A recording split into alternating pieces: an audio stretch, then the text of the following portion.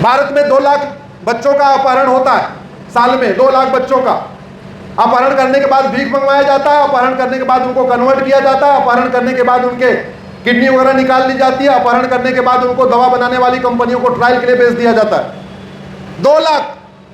पूरी दुनिया में सबसे ज्यादा बच्चों का अपहरण भारत में होता है।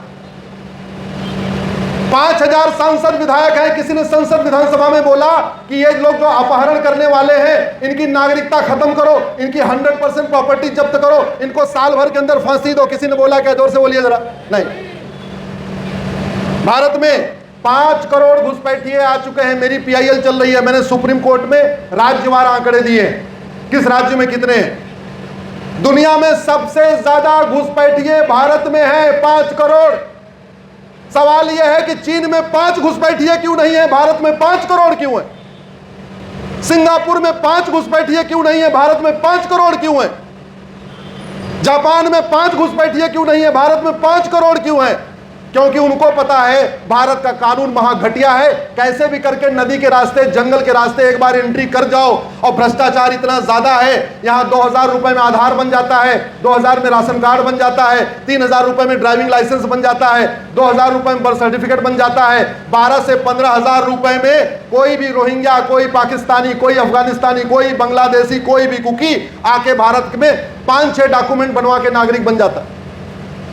ये कब रुकेगा? घुसपैठ तब रुकेगी जब घूसखोरी रुकेगी। कब रुकेगी? और घूसखोरी तब रुकेगी जब चीन जैसा कानून बनेगा। साल में 2 लाख लोग ड्रग के कारण नशेड़ी मर रहे हैं। और नशेड़ी ये खुद नहीं मरते, ये रोड एक्सीडेंट से दूसरों को भी मारते हैं। ये नशेड़ी खुद नहीं मरते, इनको पैसा नहीं मिलता, अपनी पत्नी का पेट फाड़ देते हैं। ये नशेड़ी खुद नहीं मरते, इनको पैसा नहीं मिलता, माता पिता की हत्या कर देते हैं। इन नशेड़ियों को पैसा नहीं मिलता, अपनी पत्नी का जेवर बेच देते हैं।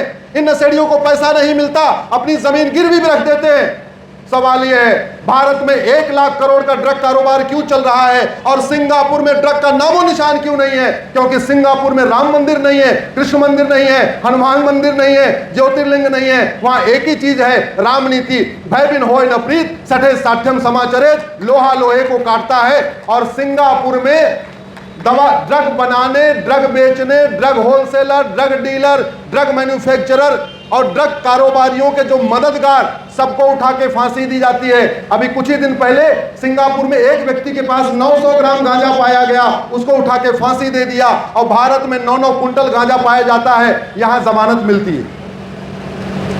कैसे बदलेगा देश?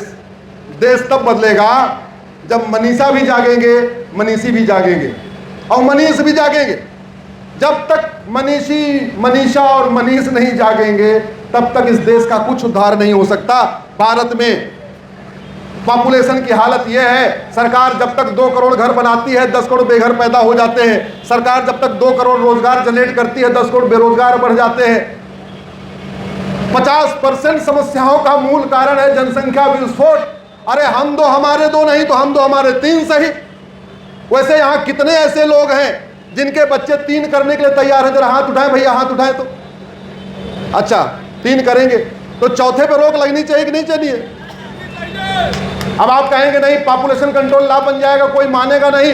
हाँ, घटिया कानून बनेगा, कोई नहीं मानेगा, चीन जैसा बनेगा, सब मानेगा। मैं तो आज ही कहता हूं, जो चौथा बच्चा पैदा करे उसकी सिटीजनशिप खत्म करने, 10 साल की सजा देने और 10 लाख जुर्माना देने का कानून बनाओ। मैं कह रहा हूं नीचे वाले छोड़ो, ऊपर वाले भी नीचे वालों को कहेंगे भैया आप कानून मान लेना, नहीं तो ठीक नहीं होगा। भय बिन होय न प्रीत, सठे साठ्यम समाचरेत। 2 लाख लोगों का साल में बैंक खाता खाली हो जा रहा है साइबर फ्रॉड के कारण। टर्की में एक व्यक्ति का बैंक खाता खाली हुआ, 340 साल की सजा हुई है। हमारे यहाँ क्यों नहीं हो रहा भैया? किसने रोका है कानून बनाने से? ऐसी कोई समस्या नहीं जिसका समाधान नहीं, ऐसी कोई बीमारी नहीं जिसका इलाज नहीं। मुगल चले गए, मुगलों का मदरसा बंद हुआ क्या? जोर से बोलिए जरा। नहीं। अंग्रेज चले गए, अंग्रेजों का कॉन्वेंट मॉन्टेसरी बंद हुआ क्या? नहीं। देश आजाद हो गया, भारत का गुरुकुल वैदिक शिक्षा व्यवस्था सही सामने आई क्या? नहीं। मुगल 1000 मदरसा खुलवा के गए थे, 1950 के बाद वाले मुगलों ने 3.5 लाख मदरसे खुलवा दिए। अंग्रेज 1000 कॉन्वेंट मॉन्टेसरी खुलवा के गए थे, 1950 के बाद वाले अंग्रेजों ने 3.5 लाख कॉन्वेंट मॉन्टेसरी खुलवा दिया। आधी समस्या ठीक हो जाए, हमारी गुरुकुल वैदिक शिक्षा व्यवस्था लागू हो जाए, लेकिन तभी लागू होगी जब आप आवाज उठाएंगे। भारत में। आज भी दिल्ली को किसने बसाया था? पांडवों ने। जिस दिल्ली को पांडवों ने बसाया वहां युधिष्ठिर रोड नहीं है, भीम रोड नहीं है, नकुल रोड नहीं है, सहदेव रोड नहीं है, कुंती रोड नहीं है, माद्री रोड नहीं है, अभिमन्यु रोड नहीं है, कृष्ण रोड नहीं है, बलराम रोड नहीं है। लेकिन उस दिल्ली में Babar road, Humayun road, Tughlaq road, Ghori road, Lodhi road, Ghazni road. Morning में वॉक करने कहां जाएंगे? लोधी कॉलोनी में, लोधी पार्क में। अरे संविधान की शपथ लेने वालों की आत्मा मर गई है क्या? बाबर, हुमायूं, तुगलक रोड पर रहते हुए शर्म क्यों नहीं आती? ये पता बताने में शर्म क्यों नहीं आती? और एक एक नाम कब तक बदलेंगे? एक भारतीय नामकरण संहिता बना के एक साथ पूरे भारत से गुलामी के नाम क्यों नहीं मिटा सकते? कब तक हम कभी काशी लड़ेंगे, कभी मथुरा लड़ेंगे, कभी भद्रकाली लड़ेंगे, कभी भोजशाला लड़ेंगे, कभी अटाला लड़ेंगे? संविधान का आर्टिकल 49 कहता है भारतीय धरोहर संहिता बनाओ। एक साथ भारतीय धरोहर संहिता बना के पूरे देश में एक साथ सर्वे करवा के, सैटेलाइट सर्वे, जो भी साइंटिफिक सर्वे करा के दूध का दूध पानी का पानी क्यों नहीं कर देते कि काशी किसका है, मथुरा किसका है, भद्रकाली किसका है, भोजशाला किसका है, अटाला किसका? एक एक कानून कब तक करते लड़ते रहेंगे? ऐसी कोई समस्या नहीं है जिसका समाधान नहीं है, ऐसी कोई बीमारी नहीं है जिसका इलाज नहीं है। भारत में घूसखोरी है, कमीशनखोरी है, जमाखोरी है, मिलावटखोरी है, कालाबाजारी है, नशा तस्करी है, मानव तस्करी है, सोना तस्करी है, आतंकवाद है, अलगाववाद है, जिहाद है, मजहबी उन्माद है, लब जिहाद है, लैंड जिहाद है, धर्मांतरण है, घुसपैठ है।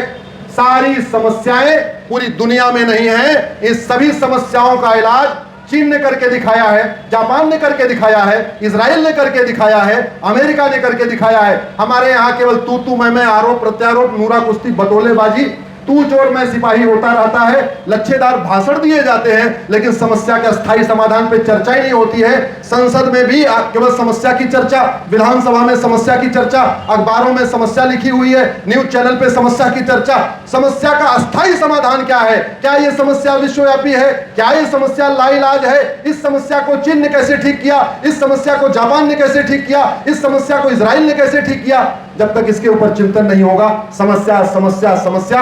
हमारे दादा भी समस्याओं में चले गए, हमारे आपके माता पिता भी समस्याओं में चले जाएंगे, और अगर यही स्थिति रहेगी हम भी समस्या में ही चले जाएंगे, और हम लोग तो चले जाएंगे, हमारे आने वाली जनरेशन और समस्याओं में घिर जाएगी।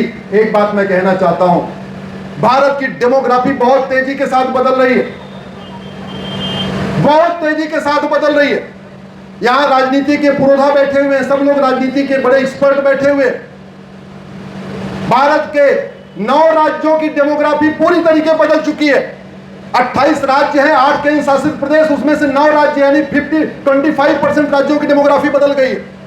800 जिलों में से 200 जिलों की डेमोग्राफी बदल गई है। 6000 तहसीलों में से 1500 तहसीलों की डेमोग्राफी बदल गई है। भारत के बॉर्डर पे जो 300 तहसीलें हैं, उसमें से 300 की 300 तहसीलों की डेमोग्राफी बदल गई है। चाहे वो उत्तराखंड की तहसील हो, चाहे यूपी की तहसील हो, चाहे वो बिहार की तहसील हो, चाहे वो झारखंड हो, असम हो, बंगाल हो, त्रिपुरा हो, महाराष्ट्र हो, गोवा हो, राजस्थान हो, गुजरात हो, हिमाचल हो, बॉर्डर की 300 की 300 तहसीलों की डेमोग्राफी बदल गई है। और डेमोग्राफी बदलने का मूल कारण है लब जिहाद, लैंड जिहाद, ड्रग जिहाद, घुसपैठ जिहाद, धर्मांतरण जिहाद, जनसंख्या जिहाद। और ये जितने तरीके हैं डेमोग्राफी बदलने वाले, ये इसमें से कोई भी समस्या तू मैं करने, आरोप प्रत्यारोप करने, नूरा कुश्ती करने, बटोलेबाजी करने से ठीक नहीं होगी।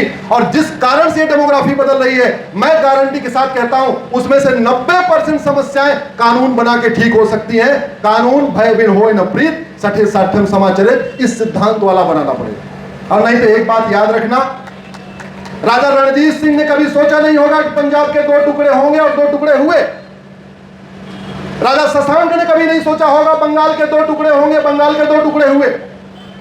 राजा हरि सिंह ने कभी नहीं सोचा होगा कश्मीर के 2 टुकड़े होंगे और कश्मीर से हिंदू खत्म हो जाएंगे, और हिंदू खत्म हुए। 1946-47 में भी महात्मा गांधी ने भी नहीं सोचा होगा, नेताजी ने भी नहीं सोचा होगा, सरदार पटेल ने नहीं सोचा होगा कि भारत के 2 टुकड़े होंगे, लेकिन 2 टुकड़े हुए। डेमोग्राफी बदलेगी तो टुकड़े होंगे। मैं धमकी नहीं दे रहा हूं, डरा नहीं रहा हूं। 1947 में आडवाणी जी, जेठमलानी जी, इंद्र कुमार गुजराल, मनमोहन सिंह जी ने कभी सोचा नहीं होगा अपना मकान, दुकान, खेत खलिहान छोड़ के भागना पड़ा। भागे कि नहीं भागे, जोर से बताइए। 1947 में यश चोपड़ा, प्रेम चोपड़ा, सुनील दत्त, देवानंद, गुलजार, मिल्खा सिंह, इन लोगों ने कभी सोचा नहीं होगा अपना मकान दुकान खेत खलिहान छोड़ के भागना पड़ा, भागे कि नहीं भागे? और टेस्ट करना तो एक काम करो, अपने बनारस की वर्तमान लोकसभा की वोटर लिस्ट और 25 साल पुरानी जो 1999 में चुनाव हुआ था लोकसभा का, वो वोटर लिस्ट को मैच करके देख लो, फिर पता चलेगा आपके बनारस की डेमोग्राफी कितनी बदल गई है। और थोड़ा कम मेहनत करना है, लोकसभा की मत देखो, किसी एक विधानसभा की वर्तमान वोटर लिस्ट और 25 साल पुरानी वोटर लिस्ट को कंपेयर करके देख लो, फिर पता चलेगा आपके विधानसभा की डेमोग्राफी कितनी बदल गई है। और छोटा काम करना है, अपने वार्ड की वर्तमान वोटर लिस्ट और 25 साल पुरानी वोटर लिस्ट को कंपेयर करके देख लो, पार्षद के चुनाव में जो वोटर लिस्ट बनती है, फिर पता चलेगा आपके मोहल्ले की भी डेमोग्राफी बदल गई। और ये डेमोग्राफी तू मैं करने, आरोप प्रत्यारोप करने, नूरा कुश्ती बदलवाई, इससे ठीक नहीं होगी। ये जो डेमोग्राफी बदल रही है, समाजवाद, लोहियावाद, गांधीवाद, नेहरूवाद, अंबेडकरवाद, पेरियारवाद पे चर्चा करने से ठीक नहीं होगी। ये जो डेमोग्राफी बदल रही है केवल और केवल कानून बनाने से होगी। इसी के साथ मैं अपनी बात खत्म करता हूं। बहुत बहुत धन्यवाद, बहुत बहुत आभार। भारत माता की